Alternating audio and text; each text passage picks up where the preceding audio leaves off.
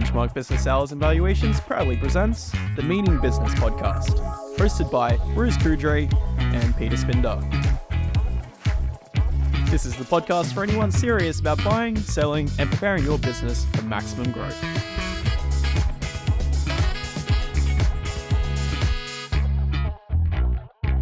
Well, welcome to another podcast of Meaning Business, the Benchmark Business Sales podcast, where we talk about small businesses. So today I've got with me, I'm Bruce Coudrey from Benchmark Business Sales. I've got Peter Spinda with me today, and we've got a special guest here today, Paul Nielsen. And what we're going to talk about today is IP and commercialising IP and what is IP. So Paul's an expert in that area, and I thought I'd ask you first of all, Paul, just give us a bit of your background. How did you get to where you are today? Well, I've worked in big multinational companies for a few years. I run big businesses in the medical field here for quite a few years and had up to 126 employees. Then I went out by myself and got interested in, still had a couple of businesses that I was running, but started selling small businesses with you. Yes. Back in the day. And Lucky you. Lucky then. It was lucky because I learnt a lot in that period. Then I went to America and did a mergers and acquisitions degree at Loyola University because I wanted to get into selling bigger businesses. And I believe in ongoing education, so I did a whole lot of other courses as well, and including recently a cybersecurity certification course through Harvard University. Yeah. And my background in business broking, etc., and selling bigger businesses led me to the point there where we had clients who were looking to commercialise new products, and there's really no one in the market doing that. Lawyers don't do it. Some big accountancy firms do it. We get a lot of people come in saying no result. Some universities do it, same result, nil result, because they don't have that commercial background like us. Yes. Which we have. And so we evolved into a process, and we've been developing this process for the last 12 months in conjunction with my partner, who's a design engineer and a brilliant man who knows a lot about patents and trademarks, and has really helped us guide our focus. We have 10 people in our staff now. Well, I shouldn't say staff, they're all contractors, but they're experts in a team. And we rely on them heavily to formalise this process as it goes down from start to finish. So one of the things we're going to talk about today is that process and how you get... Yes. But before we do, let's talk a little bit more about your background. So you're too modest. You were also involved with Cosboa for a while there? Well, before Cosboa, I was president of the Australian Institute of Business Brokers. When we brought Western Australians into the fold and transitioned into a publicly listed company. And also, then I did 3 terms as chairman of the board of the Council of Small Business of Australia. Yeah. Which was a fascinating introduction to politicians and many bars, government and bars in Canberra, and lobbying and all those things. So you've had a real background in business, small business, large business, lobbying government, dealing in corporates, medical. So the reality is, I'm sure this has dawned on you, that all those experiences that you've been involved with have made you the right person to take on this thing that you're doing now. I'm blushing now. But yes, I think this whole, it wasn't one thing I went like that and said, oh, I'm going to know this. It all led me over the years to this point where I think I can have an impact. Yeah. Just in coming up with these documents.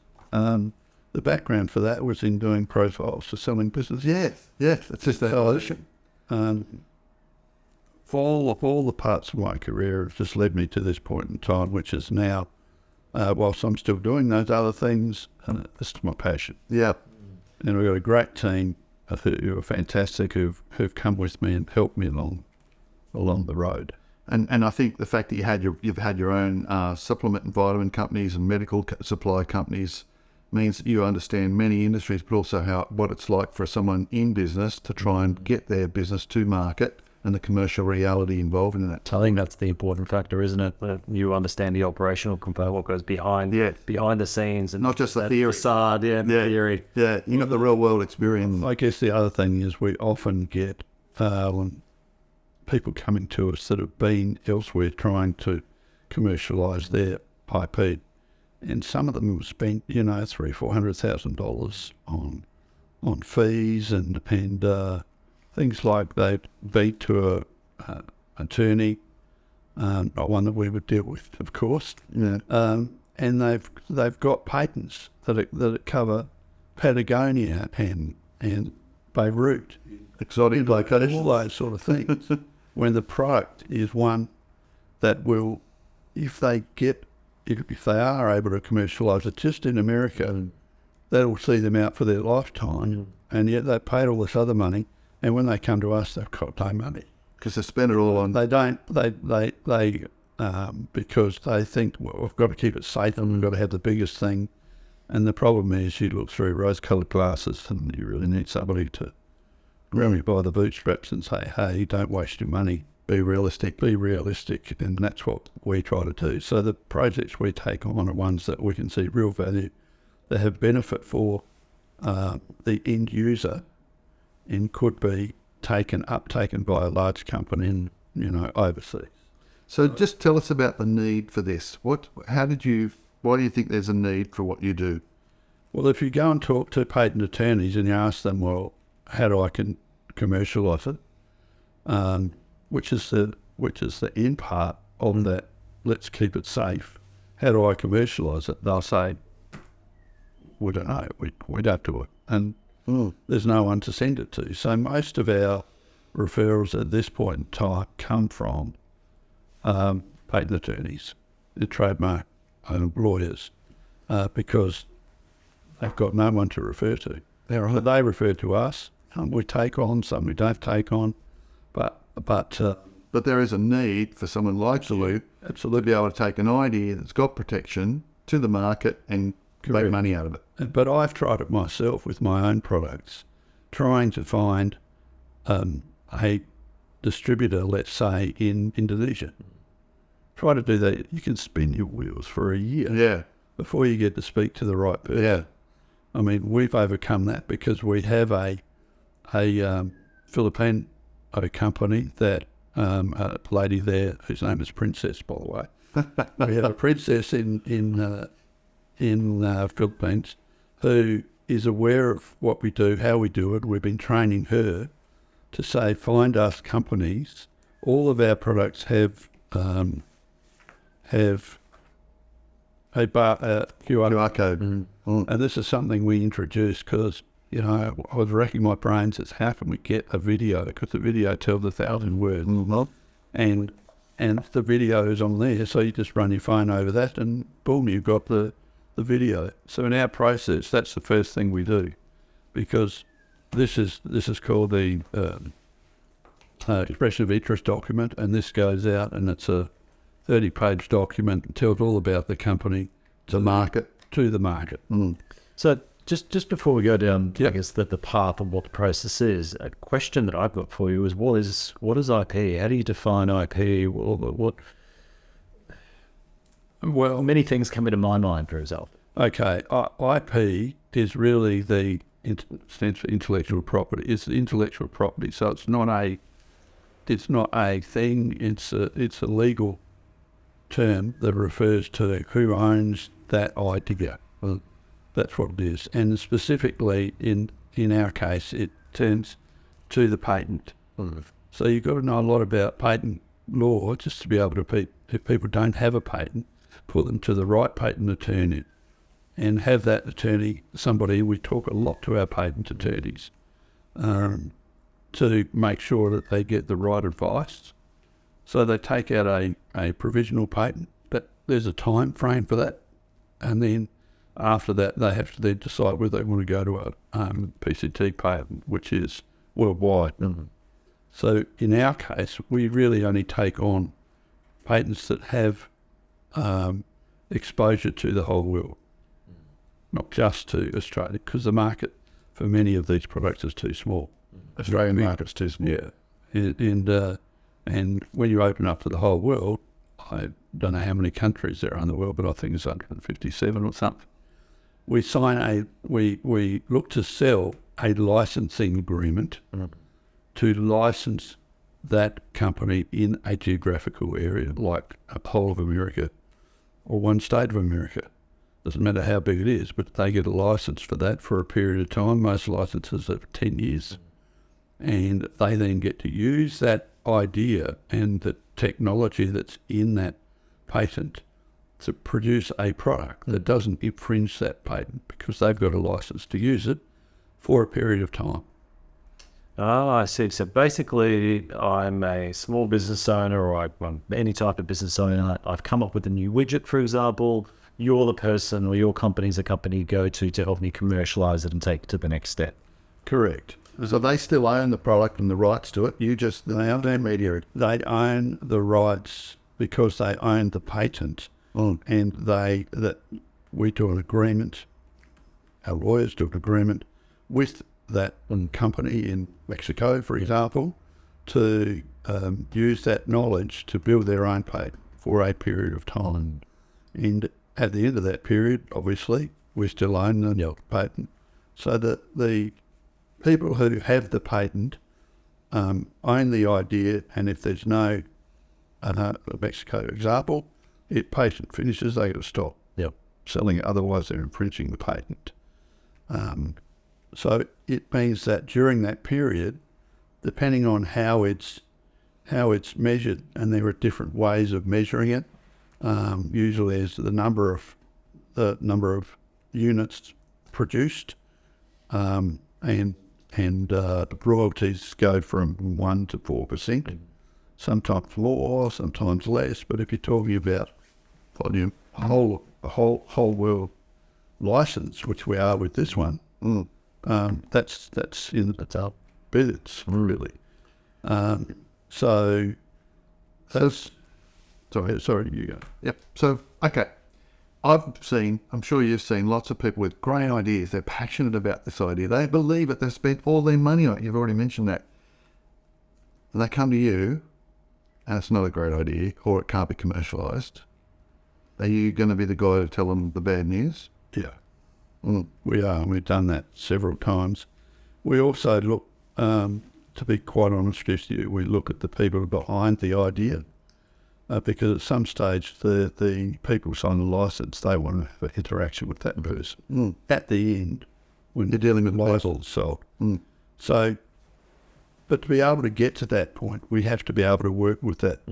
Yeah. So I give you an instance where we had a nurse who was in the aged care industry, had a fantastic medical product, was really good, had a patent attorney who was one of those that had spent so much money. Yes.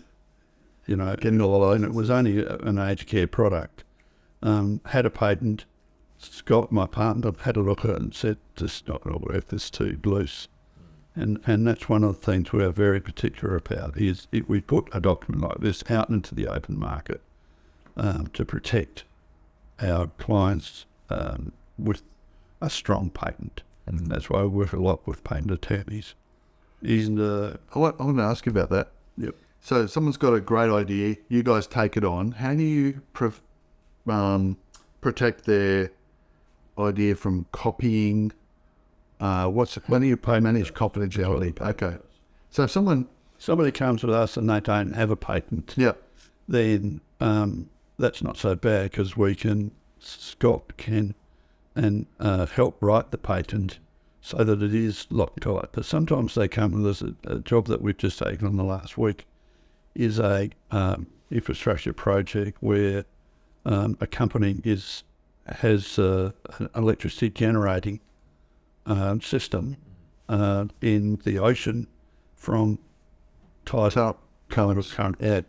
And he had 2 patents already. We've had a look at the patents, and Scott, engineer, said, "This is no good," because what Scott understands, he makes my job so much easier because I do the commercialisation.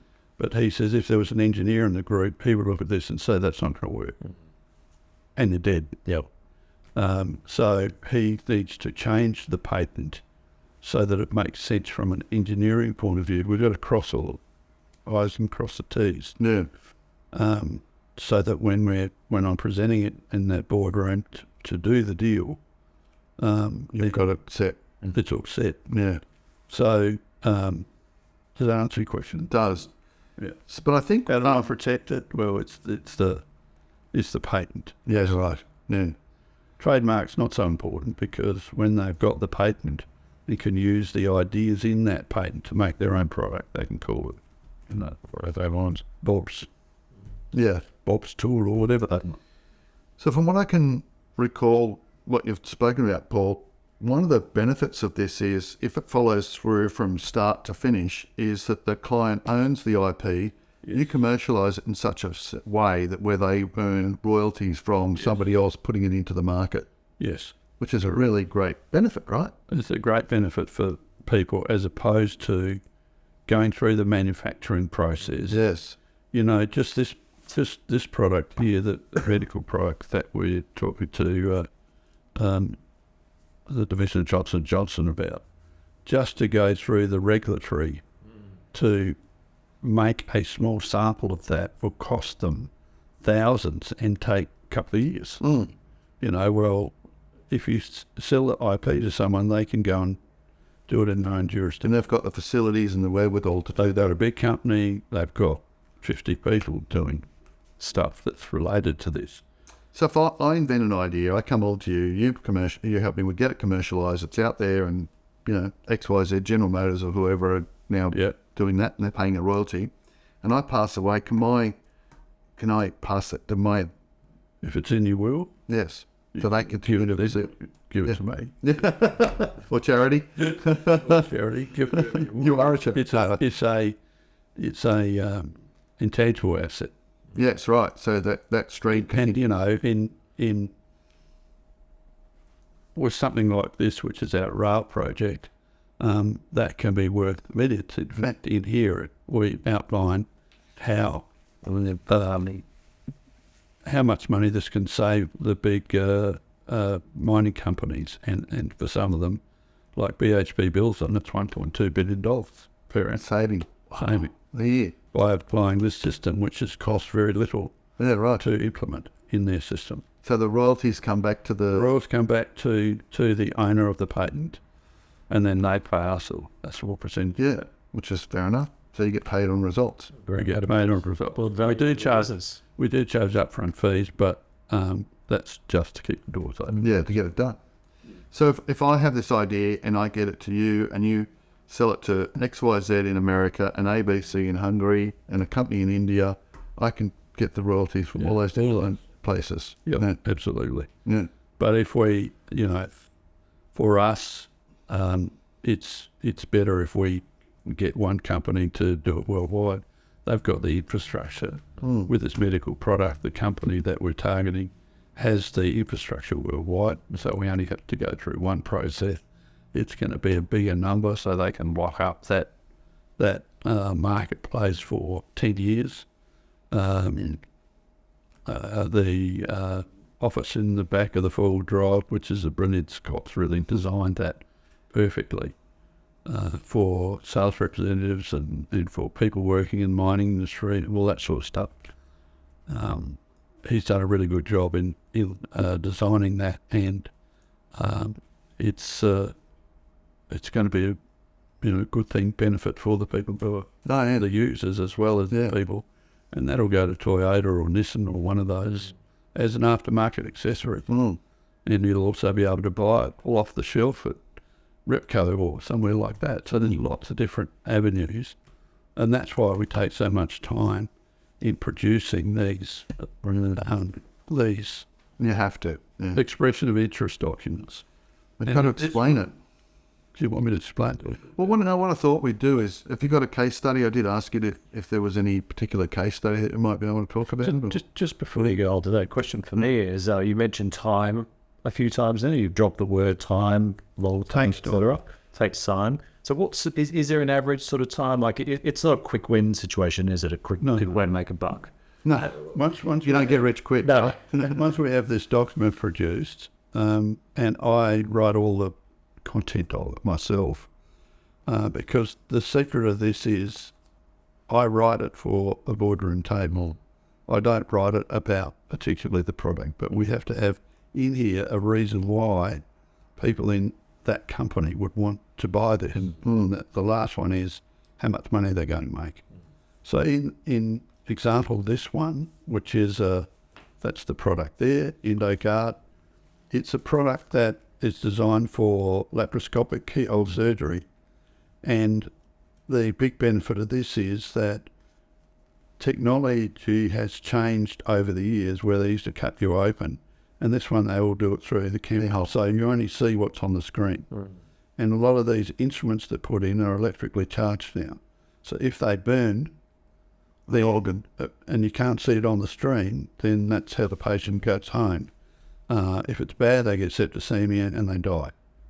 That was our initial premise. So then we said, well, how are we going to find out that information? So we commissioned the Royal Australian College of Surgeons to do a worldwide study for literature, and they came back with between 1 and 3% of all laparoscopic procedures have that happen. So then we said, well, how many procedures are there? So we commissioned another report from a company called Markets for Markets, who tell us by country how many of these procedures. So you've got this percentage and you've got this amount done, and this is what the market is worldwide. That takes a lot of time, and I've got to wait for people to produce reports. With this one, rated brand, it became about, it's rated to 1,000 volts, so you're not going to get electrocution. And there's one thing that's written about this that's never talked about. You never hear about it in the media, but what are the consequences of somebody getting electrocuted? Well, it's astronomical. These are all excerpts saying what the percentage of people are who die from electrical, tradesmen and home users. So the secret of this product is its safety. So that's what they will sell to their market. We have to do their job for them in some respects. This one is the RAR project, and that's how much money will they save by changing over to this system, and how will that affect? It's about the delivery of diesel fuel to mines other than trucking any. How much how's that going to affect the environment? There's multiple benefits. So that takes about 3 months to put one of these together. And then we have a specialised printing company that makes it all look pretty. And that goes out to Princess in the Philippines, that I'm talking about, my princess. She looks at the video, so she understands what it's for. And she gives us a list of the CEOs of the companies, and it's important I go through that quickly. When we target the CEOs of the company, not the business development manager. Because if you're working in a big company, and this is where it comes to my background, I used to get stuff like this over my desk all the time. And if you're in a lower level than that, the business development manager, this comes over, you think, I'm really too busy, I don't want to do it. Yeah, it'd be just another job. Yeah. If the CEO comes to you and says, have a look at this, I think it's wrong, and let me know what your thoughts are, then you're going to get at least some feedback. And that's why we put it out to the CEO. But when we get the feedback, it's usually someone lower down who wants to talk about it a bit more, or ask some questions, and that's really what we want. But it gives them all the information they need to make a decision whether this could be of benefit or interest to them. And the quickest response time we've had from the time we send to the CEO, because sometimes the two go through, the accountant, the operations manager, the blah, blah, blah, to get down to we get contacted. The quickest time is 4 months. And that was unusual that it was that quick. So some of the others, it can be a year before it gets down through. Wow. And you've got to think, well, patient with this system. Yeah. Well, this product here, what did they need to do? They're still doing the due diligence. And it was the company we're talking to is a big American company that turns out about $390 million and operates in the US and Canada. Well, they have to wait for their national sales meeting so they can get all their salespeople say, hey, we've got this now. We developed a special PowerPoint presentation for them. And then they go around to their divisional managers and say, how many things do you think you could sell? And what price are you across to make it? And all that sort of stuff. Before they Due diligence, yeah. The due diligence is not like a business where it's all none. You can make a decision. Yeah. It comes down to how long is it going to take to... So if you follow that timeline, you got the guy to decide if he wants to talk to Paul, talks to Paul, gets engaged, produce the document, go to Princess, contact the appropriate people, they review it, that could be a year. Yeah. So it's definitely not the quickest. That's typically what happens. Yes. This one's been going for 18 months. Oh.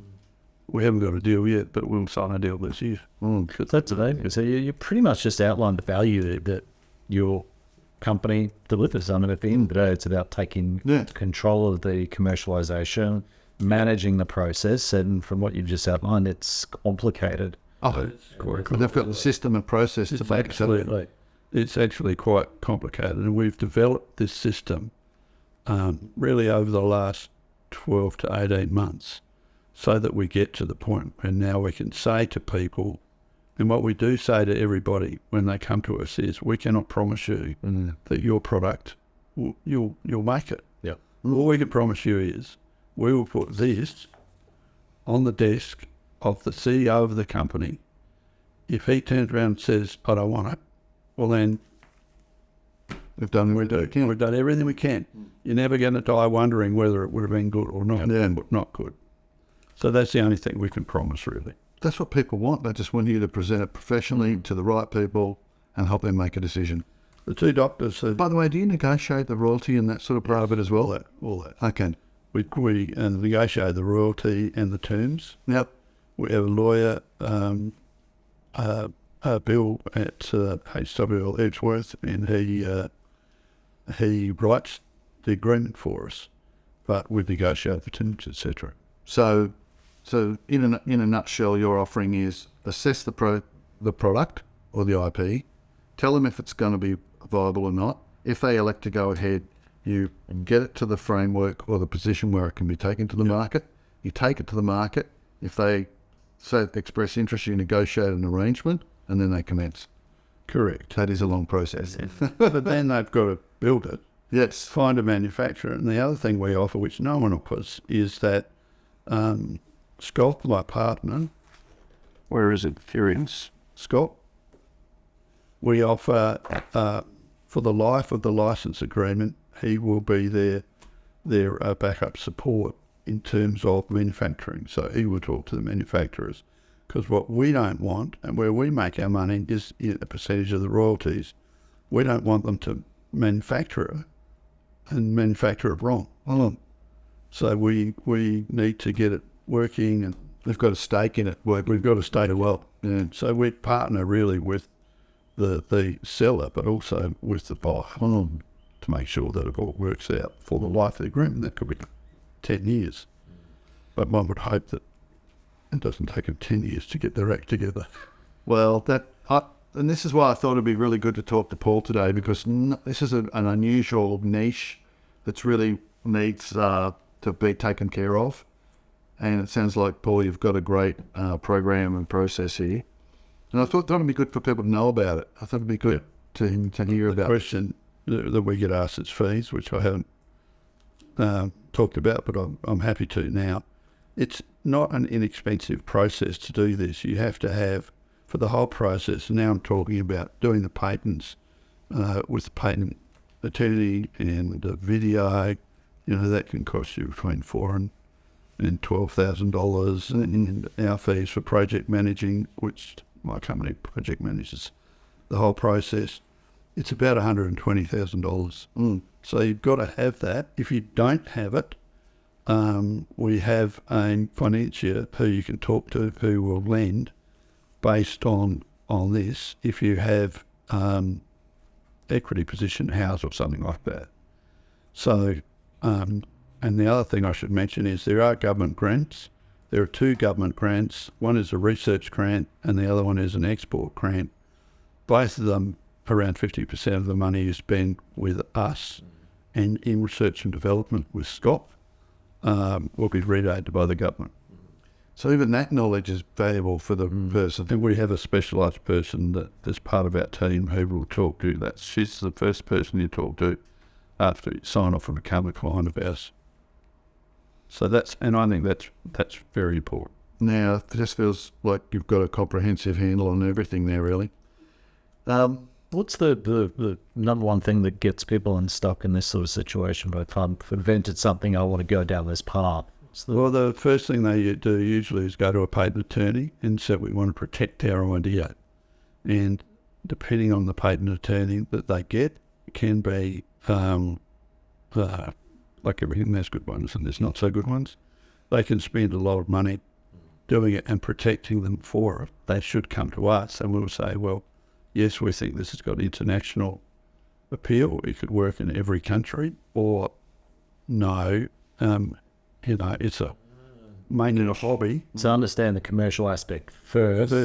Understand the commercial reality first before you start spending it. Because that's the end goal, is the commercial aspect of it. And if we say, well, we don't think this has got broad commercial application, well, why would you want to pay to get it patented in 24 countries? That's unnecessary. It's just a waste of money.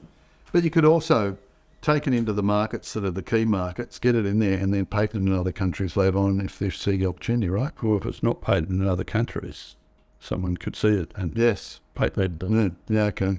So that's why we're so hot on. We make sure it's absolutely secure before we go to market. Yeah. Sometimes that can be, in the American market, if you send a patent you got in Australia and you want to have it in America, and there's an objection to the patent, sometimes that can be 3 months before you get a reply back from that. It can be 12 months. So, you've just got to do it in a methodical, tailored, Proven process. So I think we're going to wrap it up in a second. But before we do, I just want to say to anybody out there who's got a business idea, a product idea, an invention, or has an uncle or an auntie or a cousin or a father who knows or anything like that, contact Paul Nielsen.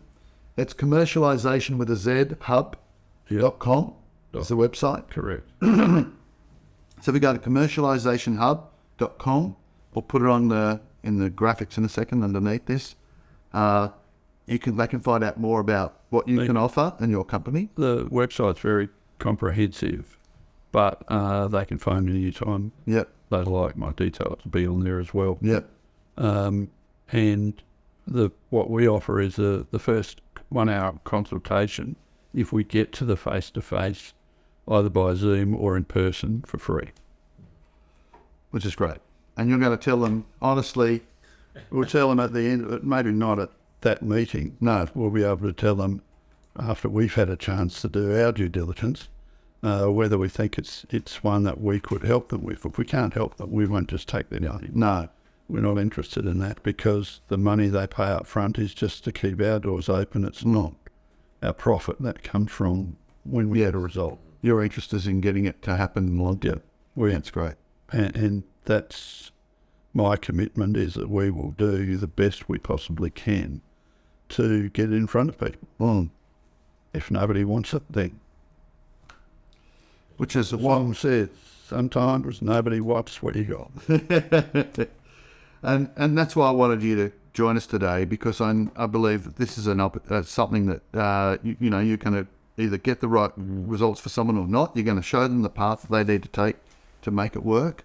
It's very rare, and it's really valuable for people to understand that and know that. The alternative is to go to a accountancy firm or a university, and routinely we get people to come and they said, well, we had to borrow money to get our house and it cost us $250,000 and we got nothing. Yeah, that's brilliant. We don't do it. In fact, my company invests in the products we take on, because our upfront fees, we let them pay that off over 12 months.